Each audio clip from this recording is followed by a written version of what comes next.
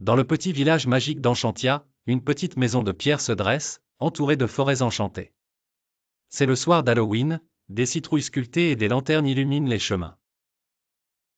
Devant cette maison, 3 jeunes sorciers, Louise, Emma et Jules, discutent avec Madame Corneille, une vieille sorcière sage vêtue d'une cape violette.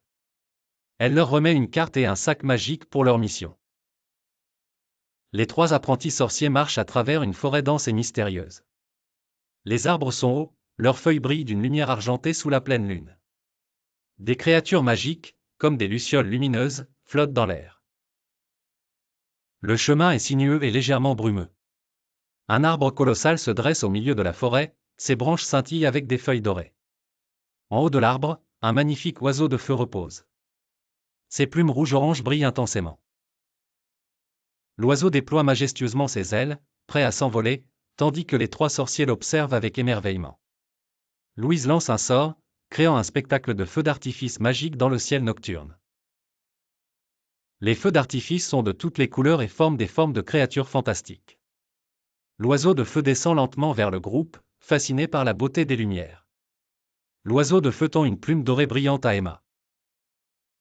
Emma la prend doucement avec reconnaissance. La lumière de la plume illumine leur visage tandis que l'oiseau s'envole vers le ciel étoilé. Jules range la plume dans le sac magique. Les 3 amis traversent la forêt dense, se frayant un chemin vers une clairière. La forêt devient de plus en plus brumeuse et mystérieuse, les arbres semblent s'étirer dans des formes fantomatiques. Emma utilise sa baguette lumineuse pour éclairer leur chemin. La clairière est un espace ouvert entouré d'arbres imposants. Un épais brouillard magique recouvre le sol. La lumière de la lune perce à peine à travers le brouillard. Louise, Emma et Jules examinent le terrain, cherchant un moyen de dissiper la brume. Jules lève sa baguette et lance un sort de vent pour dissiper le brouillard. Un tourbillon de lumière bleue s'enroule autour de lui, et la brume commence à se dissiper lentement, révélant un tapis d'herbe douce dans la clairière.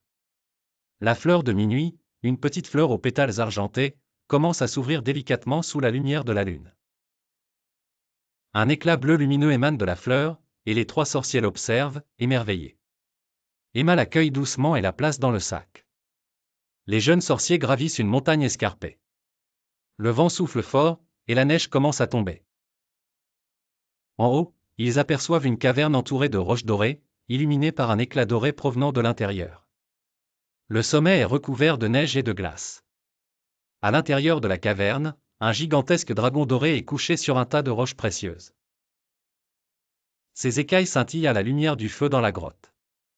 Le dragon les observe calmement, son regard sage mais méfiant, tandis que les 3 enfants s'approchent lentement. Le dragon explique qu'il a perdu sa capacité à voler à cause d'une malédiction. Louise propose d'aider le dragon avec un sort de guérison. Les 3 enfants se mettent ensemble pour lancer un puissant sort qui forme une aura lumineuse autour des ailes du dragon. Le dragon bat de nouveau des ailes, ses écailles dorées scintillent encore plus fort. Il se lève majestueusement et, en signe de gratitude, il offre une de ses écailles brillantes aux 3 sorciers. Les 3 apprentis sorciers rentrent au village d'Enchantia à l'aube. Le village est calme, illuminé par les premières lueurs du jour.